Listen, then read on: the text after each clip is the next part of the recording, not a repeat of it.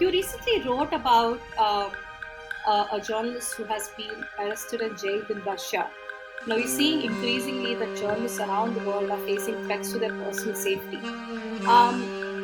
How do you think, like, what are some of the most other significant risks and dangers that journalists encounter, and what are some of the interventions that you have, I don't know, like maybe discussed or have been successful from your experience? Well, I recently did a report for the Town Center at the Columbia University at the Journalism School, where I spent the last year before I started at the Newmark School, and also for the Thomson Reuters Foundation about the growing legal threats Yes. to journalists around the world. And I think that one of the things that I'm really concerned about that we identified in this report, and something that I saw recently when I traveled to Guatemala to visit a journalist in prison there, is that governments are increasingly not, prosecuting journalists for crimes that are completely unrelated to the exercise of journalism.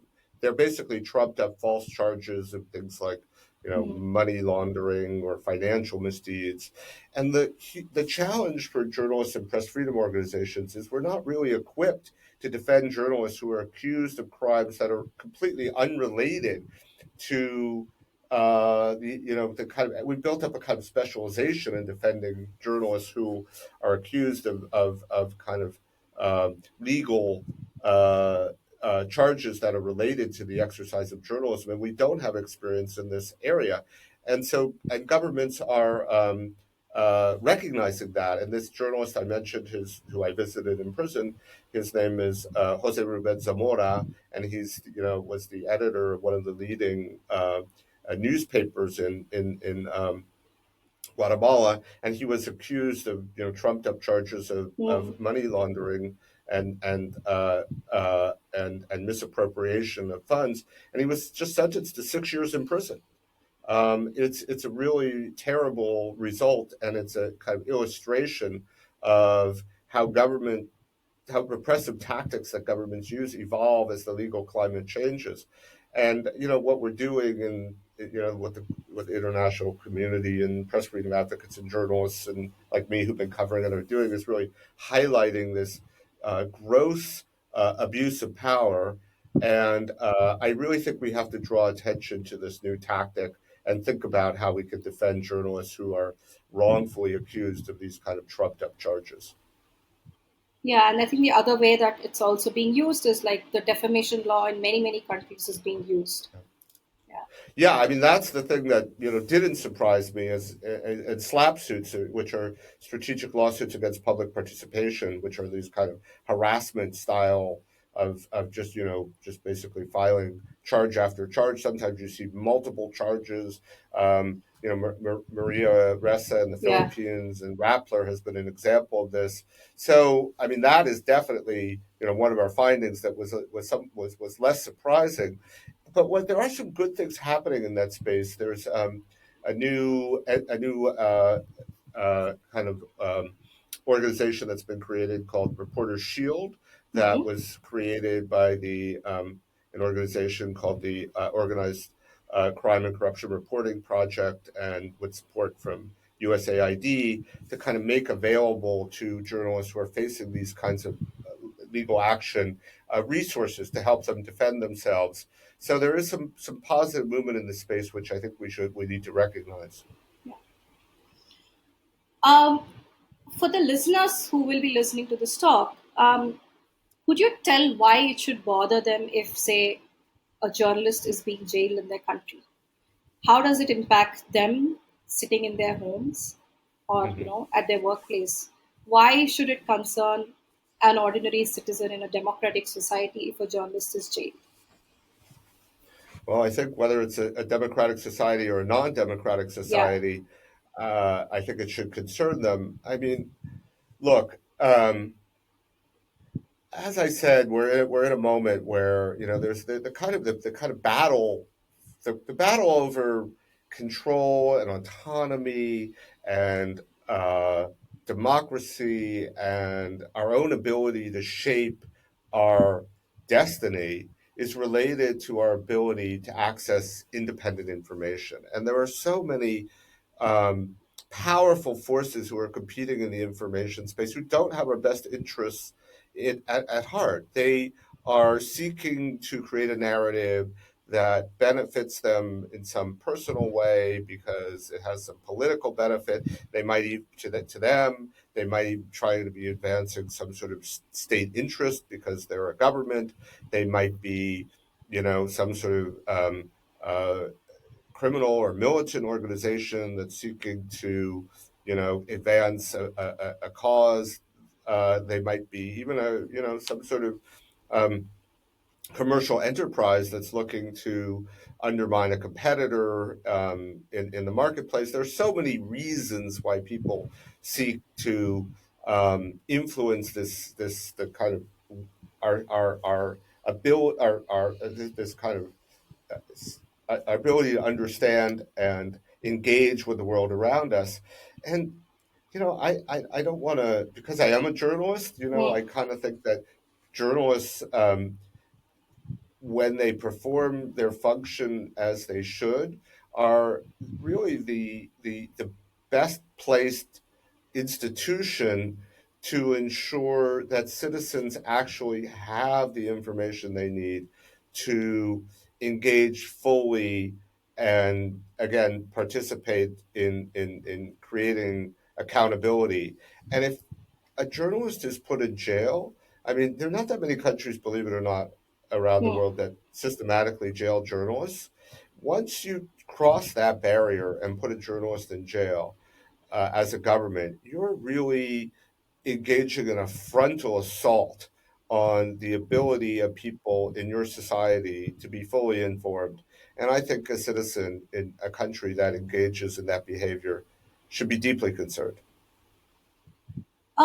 We Do you think that the trust deficit that is growing, between the audience and journalism in general, and I know this is a global problem, not any country-specific problem, how much of this plays into this almost an apathy towards these kind of issues of whether it's journalists being jailed, journalists being framed in false cases, journalists even being killed? Do you think there is some amount of apathy, which and the lack of trust, growing trust deficit, that's also leading to this apathy? Well, I think there's plenty of blame to go around. I think let's acknowledge, that traditional media institutions have sometimes excluded in their coverage whole segments of populations who are more marginalized or disempowered.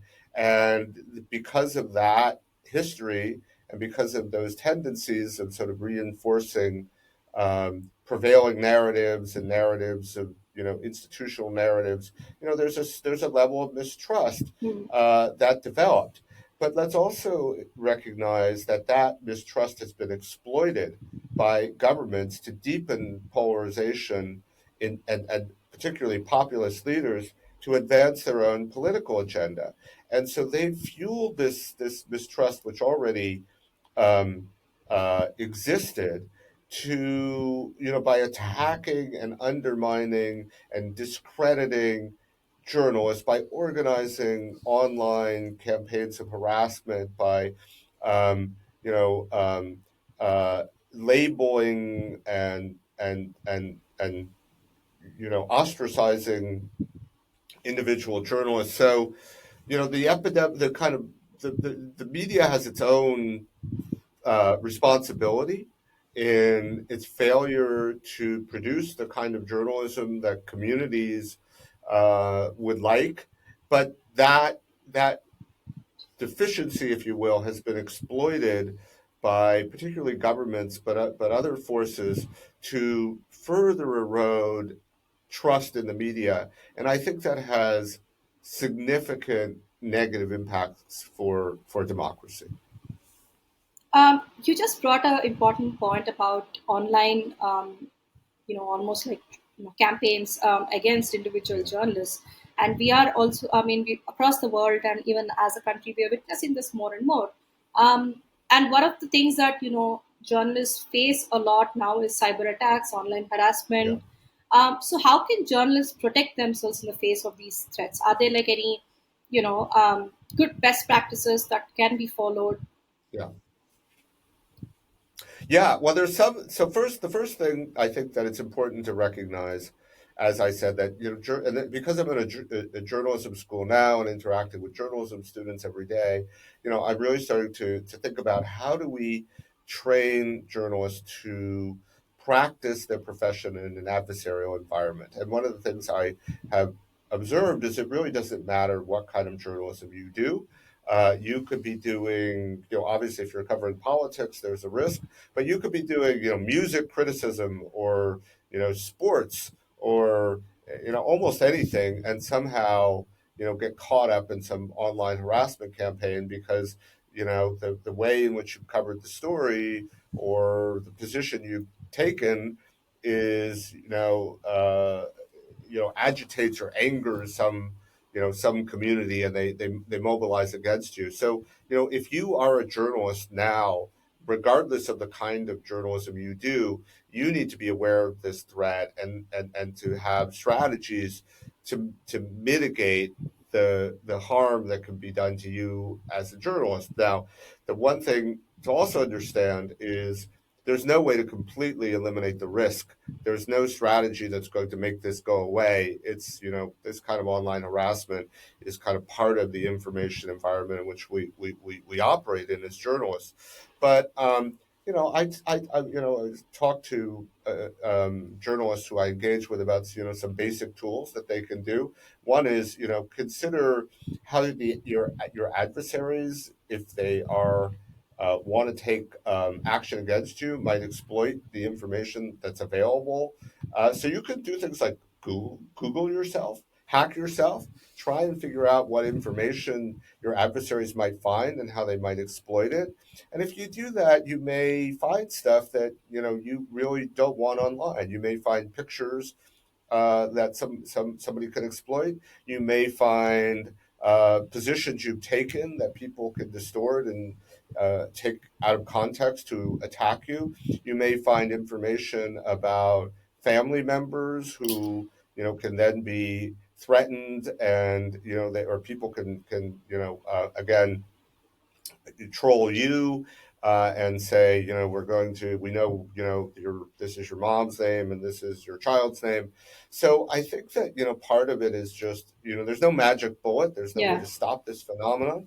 But I think that, there are some basic steps that journalists can take to recognize that this is a risk and that, they have to see the world through the eyes of their adversaries and understand what information might be available about them and how it can be exploited and take measures to limit that information. I think that's one thing that journalists can do. And what do you think is there a role even here in terms of for journalism associations and also even let's say government in terms of ensuring safety of journalists? What can they do? Well, I mean, we're talking about one form of safety, which is, Yeah. improving the kind of ability of journalists to limit the harm that can be done to them through online harassment campaigns. I think one thing that political leaders should really do is speak out and condemn this strategy. I think it is hard to stop because if you have these platforms and you have a democratic you know environment in which free certain kinds of speech are protected. Some of these kinds of harassment campaigns are just on the side of the kind of policies that the platforms have in place, and they're permitted, and so sometimes there isn't a way to actually stop people from engaging in this kind of conduct. But I think that political leaders should condemn it because it's not legitimate. It's intended not to engage in a kind of fair debate and express disagreement, but to kind of harass journalists into silence, and that's just not acceptable in a democratic society. So, I mean, there are lots of other things Yeah. that I could talk about that governments could do, but that is really a basic first step and something we should expect of any responsible political leader.